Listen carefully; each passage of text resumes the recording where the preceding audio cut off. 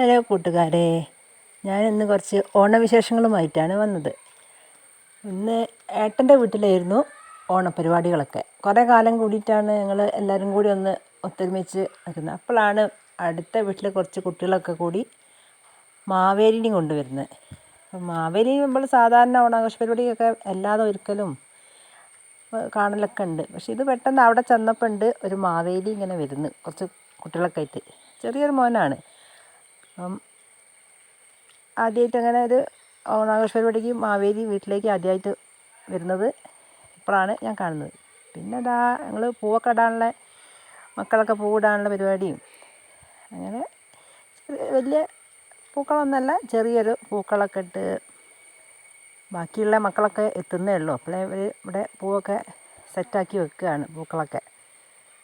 പിന്നെ അടുത്തതാ ഞങ്ങൾ അടുക്കളയിലേക്ക് പായസത്തിന് വേണ്ടിയുള്ള തേങ്ങ ചിരണ്ടലും എല്ലാവരും കൂടി നല്ല ഉഷാറായിട്ട്.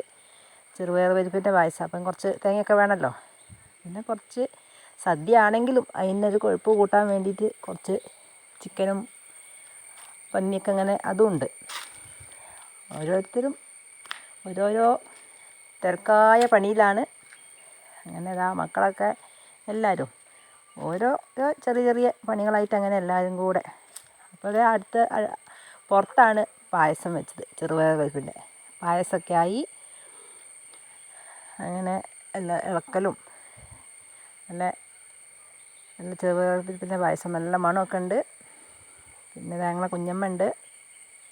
പിന്നെ കുറച്ച് കളികളൊക്കെ അറേഞ്ച് ചെയ്തിട്ടുണ്ട്, വലിയവർക്കും കുട്ടികൾക്കൊക്കെ ഉള്ളത്. അപ്പോൾ എല്ലാവരും അതിൻ്റെ തയ്യാറെടുപ്പിലൊക്കെയാണ്. മഴയുടെ ചെറിയൊരു കോളുമുണ്ട്. ഇപ്പം വെയിലാണ്, ഇടയ്ക്കൊരു മഴ മൂടലുണ്ട്. മുറ്റത്ത് ഇരുന്നിട്ട് ഷെഡിൽ പരിപാടി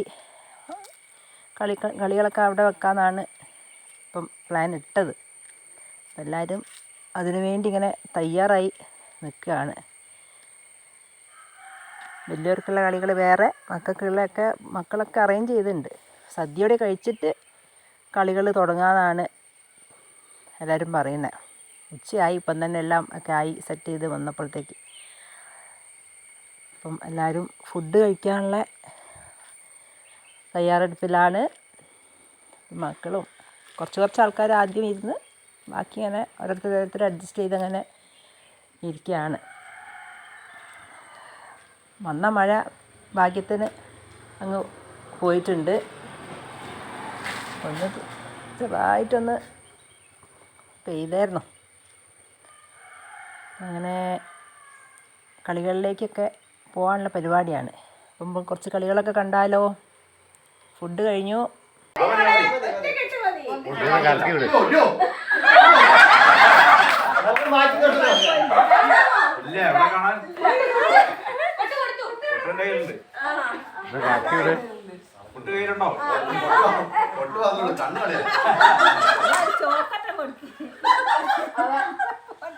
പോയാലേ അറിയാം.